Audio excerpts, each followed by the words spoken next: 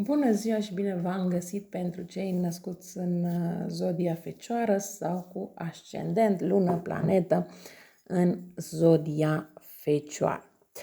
Pentru voi pot să spun că luna mai este o lună în care vă gândiți la călătorie, vă gândiți la anumite drumuri, la anumite aspecte din viața voastră, cum le puteți face, vă gândiți poate cum să aveți o mai multă energie, mai mult spor în ceva, cum să câștigați mai mult. Unele doamne văd că se gândesc mai mult la ceea ce ține de gene, poate să vă puneți gene, poate să faceți un curs în legătură cu așa ceva. Și da, vă veți axa mai mult pe această parte.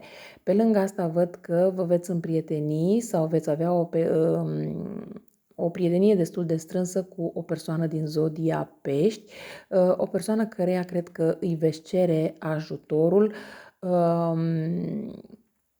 dar poate să fie în unele situații vorba inclusiv despre persoana iubită. De ce spun că este vorba despre persoana iubită?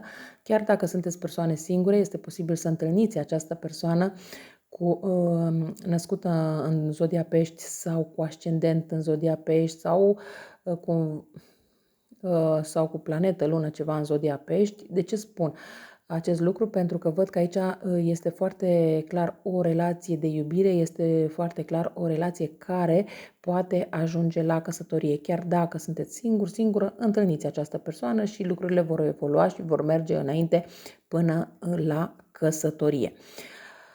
Sau poate că deja sunteți căsătorite cu o astfel de persoană și cumva toate aceste lucruri pe care vreți să le faceți, le discutați și poate că persoana respectivă chiar vă susține în ceea ce vă doriți să faceți voi pe mai departe. Ideea este aici că voi, indiferent ce vreți să faceți, ce idei aveți, ce gânduri aveți în legătură cu absolut orice vreți să faceți, trebuie să le tratați pe toate cu lejeritate, nu cu stres. Să lăsați lucrurile să vină de la sine, dar asta nu înseamnă că voi nu trebuie să faceți nimic. Bineînțeles, și voi trebuie să faceți, dar să nu insistați acolo unde vedeți că nu este cazul să insistați. Avem cuvintele fir, cuvântul G, avem G, avem un G, nu știu ce vrea să fie asta, mai avem vapor, nu știu ce vrea să fie și acest lucru. Poate că unii dintre voi vă gândiți să mergeți cu un vapor undeva, să traversați o apă sau poate fi pur și simplu o plimbare de weekend cu un vapor. În luna mai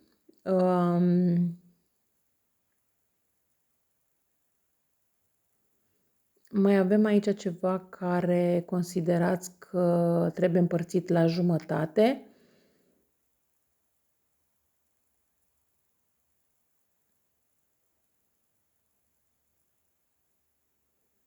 Da, și văd că așteptați foarte multe vești care vin înspre voi, însă la un moment dat vă simțiți destul de bulversați sau bulversate de veștile pe care le aflați. De ce? Pentru că sunt foarte multe vești, sunt amestecate, nu mai știți la un moment dat care sunt bune, care sunt mai puțin bune, care sunt în care să nu aveți, pe care să nu le luați în considerare, da? Dar până la urmă, bineînțeles că lucrurile se așează.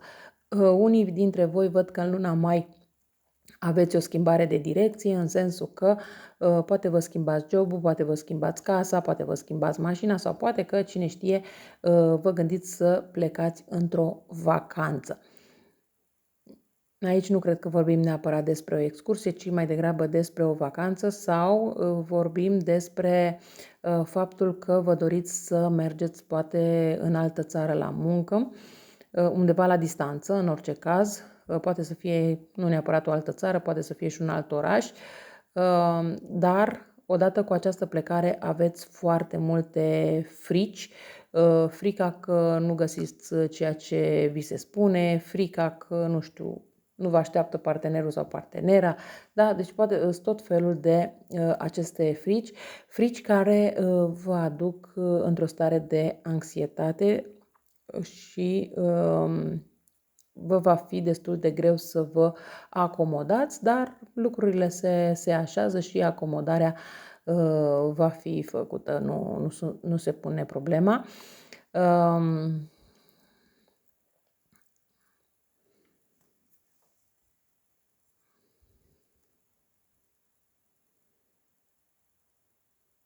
Mai văd aici pentru voi,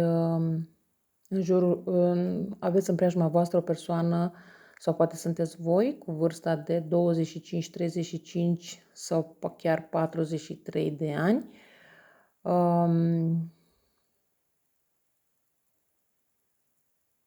Mai aveți aici o persoană care o considerați o persoană destul de sadică pentru voi și da, vă veți îndepărta de această persoană în luna mai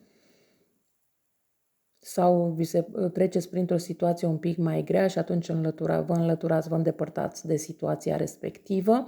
N-ar fi nimic aici exclus că în unele situații să existe chiar și niște separări, despărțiri, divorțuri și așa mai departe în luna mai, pentru că această persoană s-a portat cu voi foarte urât până în acest moment, iar acum v-ați cam săturat să-i mai dați voie acestei persoane să aibă un astfel de comportament în preajma voastră. Mai văd aici că foarte multe schimbări în viața voastră au loc de Paște, da? Pentru că la ortodoxi este Paștele în luna mai și da, pentru voi văd că atunci se întâmplă foarte multe schimbări. Aș putea să spun că în ziua de Paști poate vine cineva în vizită și persoana respectivă chiar vă ajută să vă hotărâți în a lua anumite decizii și cumva din acel moment viața voastră se va schimba, chiar dacă nu veți înțelege atunci ce se întâmplă, de ce se întâmplă. Aș putea spune că este o schimbare care era destinată, o schimbare care trebuia făcută, dar dacă nu vin cumva lucrurile astea așa dintr-o dată pentru voi, parcă nu aveți curaj să faceți schimbarea necesară.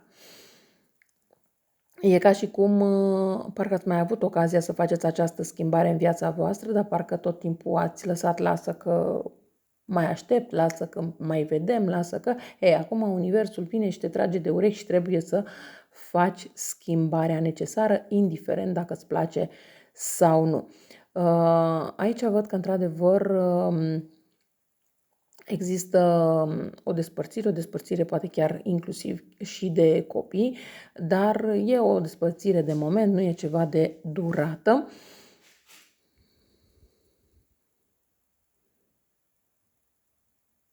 Mai am aici cuvântul, vă spun inițialele și voi încercați să descifrați. Am A, B, A, G, un L și mai am un B, da? Și vedeți voi ce înseamnă pentru voi. Mai am cuvântul extra.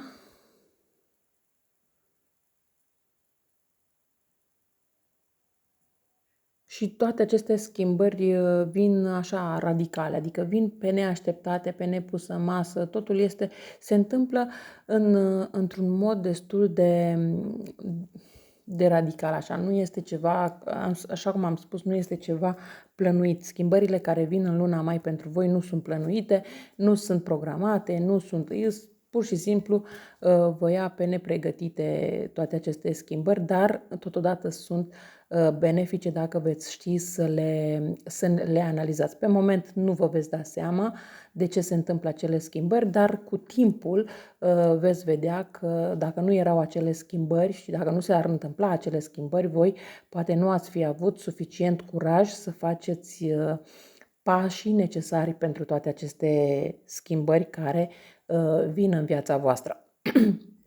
Vin foarte multe persoane la voi Nu de la drum foarte lung, ci de la drumuri scurte, dar pentru că voi sunteți persoane destul de deschise, voi sunteți persoane care și dacă vine cineva neinvitat, voi primiți la fel persoana, fără niciun fel de problemă. Și tocmai din acest motiv, foarte multe persoane profită de bunătatea voastră. Eu cam atât am avut de spus pentru voi pentru luna mai. Vă mulțumesc că m-ați ascultat și vă doresc o zi cât mai frumoasă în continuare. La revedere!